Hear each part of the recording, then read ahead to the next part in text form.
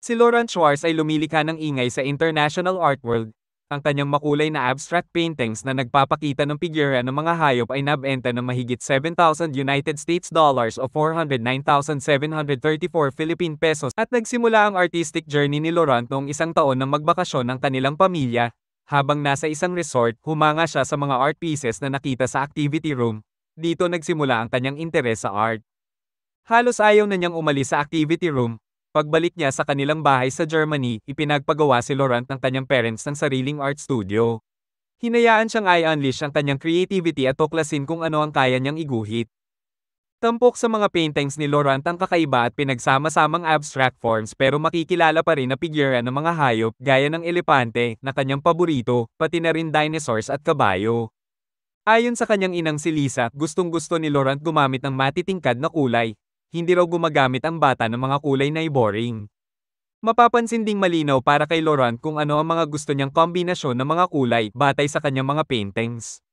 Ani Lisa sa isang panayam ng British daily newspaper na The Times of London, "They're abstract and what's unusual is how he integrates discernible figures into them, which people often mention to us, and which makes them so popular." Gumawa naman si Lisa ng Instagram account at website para kay Laurent, ang Lawrence.art, kung saan makikita ang mga obra ng toddler. Pagbabahagi pa ni Lisa, "I thought I'd set up a channel because what he was painting looked so nice. And that triggered a real hype." Mabilis dumami ang mga followers ni Laurent, at doon na nagdesisyon si Lisa na ibenta ang mga paintings ng anak. Mabente sa netizens ang mga obra ng toddler. Karamihan ng paintings ni Laurent ay ibinibenta online, pero no artworks on commission yet kasi he only paints for fun. Nitong April 2024, inilunsad officially ang mga paintings ni Laurent sa pinakamalaking art fair sa Munich. May mga art collectors na bumili ng kanyang mga obra. Sa ngayon ay nakikipag-meeting na ang mga parents ni Laurent para makapagdaos siya ng art exhibit sa isang gallery sa New York City. Sa kabila naman ng commercial success ni Laurent, prioridad pa rin ni Lisa ang artistic freedom ng anak. Hinahayaan niya ang bata kung ano talaga ang gusto nitong ipinta. Malaya rin si Laurent na sabihin sa kanyang parents kung kailan lang niya gustong magbabad sa kanyang art studio. Kwento pa ni Lisa, "Sometimes he doesn't feel like painting and doesn't set foot in his studio for 3 or 4 weeks, but then suddenly it grabs him and he says, 'Mama, painting.'" Nakakasorpresa rin ang artistic awareness ng toddler.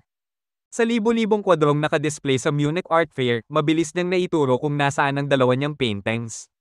Pagbabalik tanaw ni Lisa sa eksena, "Went straight up to them and said Laurent painted." Ang kinikita ni Laurent mula sa pinagbentahan ng kanyang paintings ay iniipon ng kanyang parents sa bangko. Nakasaad naman sa website niya, "What will I buy when I grow up and get the money? Definitely candies. Oh, and colors. Lots of colors. Even more than I already have. Candies and colors. That sounds like a good investment to me." Magkakaroon si Laurent ng access sa kanyang bank account pagsapit sa edad na 18. Sa kabila naman ng kamanghamanghang art skills ni Laurent, hindi lang siya ang toddler na gumagawa ng ingay sa international art scene. Ang kinikilala bilang world's youngest artist ayon sa Guinness World Records ay isang baby mula sa Ghana. 1 year and 152 days old si Ace Liam na nasa Ankara nang makuha niya ang record. Nagsimula namang magpinta si Ace Liam noong 6 months old pa lang siya. Ayon sa kanyang ina na si Chantel Kuakua Egan, na isa ring artist, kinailangan niyang At para may pagkaabalahan ng kanyang baby, nagdesisyon siyang bigyan ito ng canvas at mga pintura, ni hindi pa nakakalakad noon si Ace Liam. Laking gulat ni Chantel sa naging resulta ng pinaggapangan ni Ace Liam.